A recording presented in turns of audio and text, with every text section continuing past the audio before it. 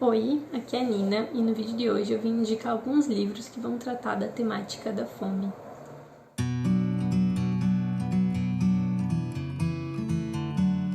Eu li recentemente esse livro chamado O Ano da Fome, de Ali Ollikainen, que eu já vou comentar um pouco mais sobre ele, né? Mas ele vai tratar aí a respeito de um ano em que a escassez de comida foi muito grande na Finlândia, né? Então a gente teve aí muitas pessoas passando fome.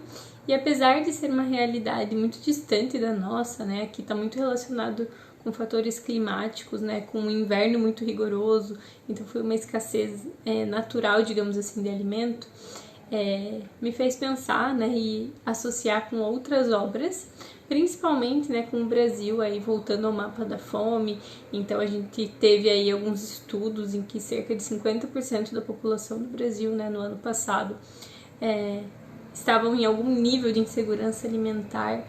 Então, algo que deveria ser um direito básico, né, de todo cidadão, na verdade, pode ser considerado hoje um privilégio, né? Se você não precisa se preocupar, né, com o que você vai comer hoje e amanhã, no próximo mês, você já tá aí com uma situação de segurança acima de uma porcentagem muito alta da população do Brasil. Então, eu vou deixar alguns artigos, enfim, algum material sobre isso aqui no box de descrição para quem quiser dar uma olhadinha. E a ideia hoje é falar mesmo de algumas obras que tratam desse assunto. Então eu vou começar pelo Ano da Fome, né, que eu já comentei antes. Então é um livro finlandês. A capa original dele é essa, né? Essa aqui é a jacket do pacote de textos que eu recebi pelo pacote de textos.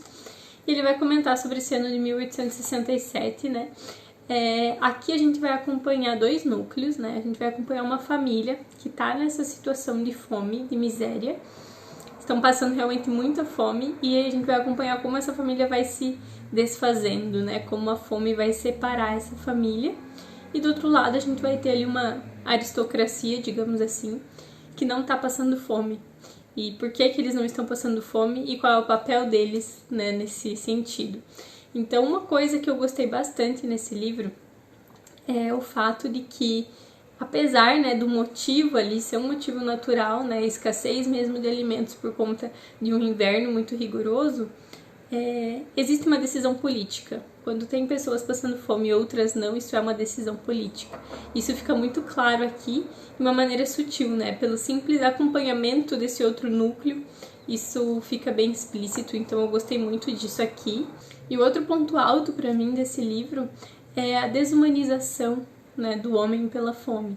Então aqui a gente acompanha muito como essa família vai deixando de ser composta por seres humanos, né? Como o ser humano acaba se tornando primeiramente um animal, né? Então sendo capaz de vários tipos de atrocidade por conta da fome, até uma extrema apatia, quando nada mais choca, nada mais surpreende, nada mais alegra, e aquelas pessoas estão apenas existindo. Só que ele faz isso de uma maneira muito sutil. Alguns momentos eu tive que voltar para ler se era isso mesmo, se eu estava realmente entendendo. Então eu acho que isso fez toda a diferença. Essa apatia é transmitida de uma forma tão verdadeira que você mesmo não sabe se é aquilo que você está lendo, porque isso não faz nenhum tipo de diferença, né? Não provoca nenhum tipo de reação nessas personagens.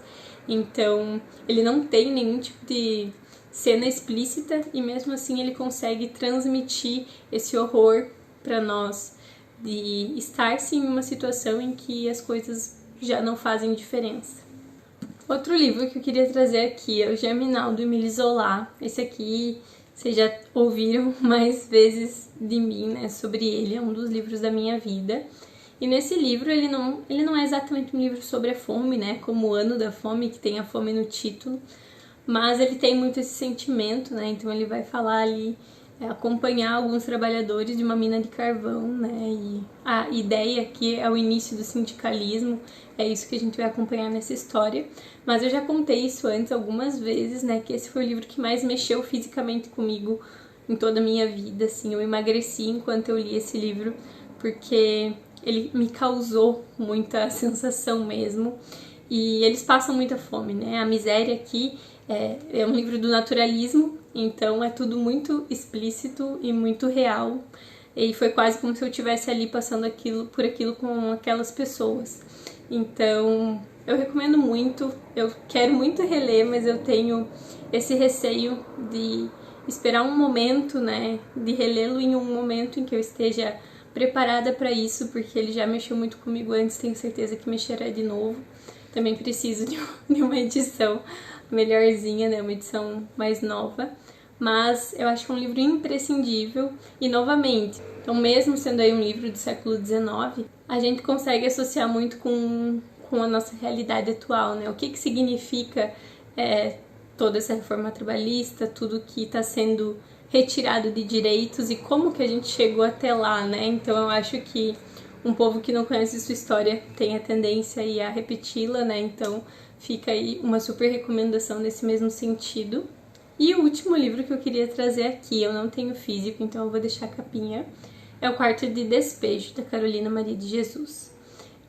Quarto de Despejo é um livro muito forte porque tem muito a ver com a nossa realidade, né? Então a gente tá falando do Brasil, século XX, e para quem não conhece, né, acho difícil, mas... Então, o Quarto de Despejo, né, é um compilado de diários da Carolina Maria de Jesus, que vivia em uma favela, né, sobrevivia aí catando papel, catando lixo, e escrever era uma coisa muito libertadora para ela, era o que mantinha ela viva, mas a gente acompanha muito de perto, né, realmente ali o dia a dia, né, esse dia a dia de não saber o que você vai comer amanhã, de não saber se você vai ter o que comer amanhã. Acho que algumas passagens muito fortes para mim, né, nesse livro, dizem respeito a vencer a fome, porque a fome é uma dor, né, e trabalhar mesmo assim, andando, né, no sol, um trabalho muito desgastante, porque se você não comeu hoje e você não trabalhar hoje, você também não vai ter o que comer amanhã, ou seus filhos, né, então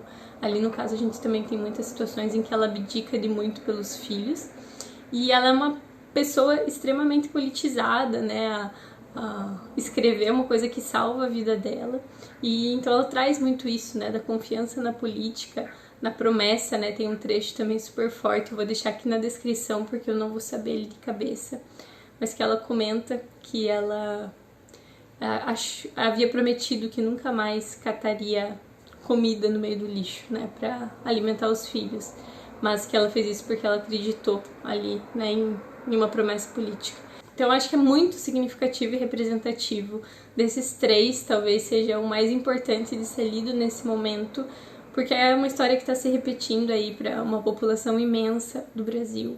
Inclusive, a gente teve aí no ano passado, né, diversas reportagens, enfim, visualização de pessoas, né, passando madrugadas na fila para conseguir ter acesso aí a ossos, né.